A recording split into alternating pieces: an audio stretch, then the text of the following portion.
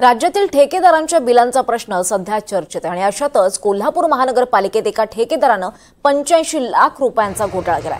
असा आरोप शिवसेना शिंदे गटाच्या स्थानिक नेत्याकडून करण्यात आलाय।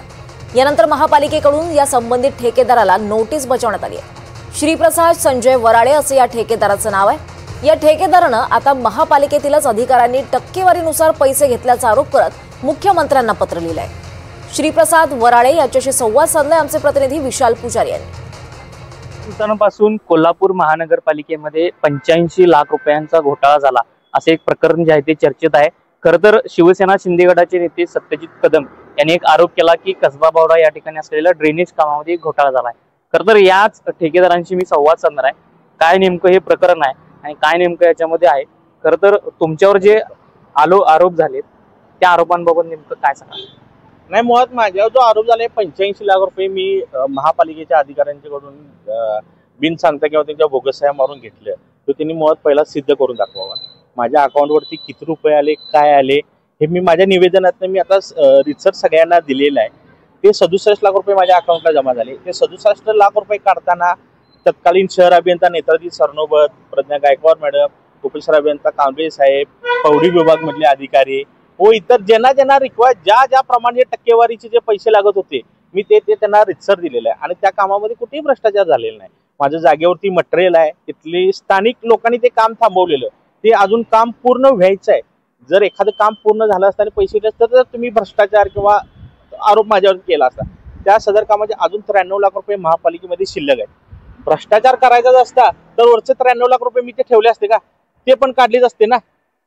हे माझ्यावरती कोणाला तर वाचवायचा, कोणी तर काय तर भ्रष्टाचार केलेला, कोणाचा राजकीय फायद्यासाठी आरोप केलेले आहेत। मी माझ्याकडची बाजू, माझ्याकडे सगळे कोणाला किती पैसे दिले, काय दिले सगळे एव्हिडन्स आहेत। मी ते योग्य वेळी आपल्याला मी सांगेन। खरं तर तुमचं श्रीप्रसाद वराळे संजय वराळे ह्या नावानं हे सगळं टेंडर आहे आणि किती दिवसांपासून हे टेंडर आहे, काय नेमकं आता कामाची सगळ्या सध्या अपडेट आहे? माझ्या नावेच टेंडर आहे। 2,83,20,20 GSTचं काम आहे।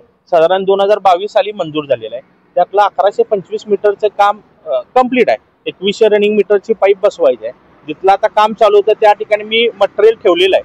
312 मीटरचं मटेरियल तिथे उपलब्ध आहे। जानेवारी पासून मे महिन्यापर्यंत जेवढं जशी मला जागा उपलब्ध होईल ते 70 ते 80 मीटरच्या मी पाईपा तिथे बसवलेल्या आहे। स्थानिक नागरिकांनी तिथे विरोध केला, शेतकऱ्यांनी की आमच्या शेतामध्ये पाणी सोडू नका म्हणून ते सध्या काम थांबलेलं आहे। आणि ह्या पावसाळ्यात तुम्हाला माहिती आहे पाईप आपण बसवू शकत नाही, ह्याच कारणामुळे हे काम थांबलेलं। बाकी त्याच्यामध्ये भ्रष्टाचार हे ते काही नाही।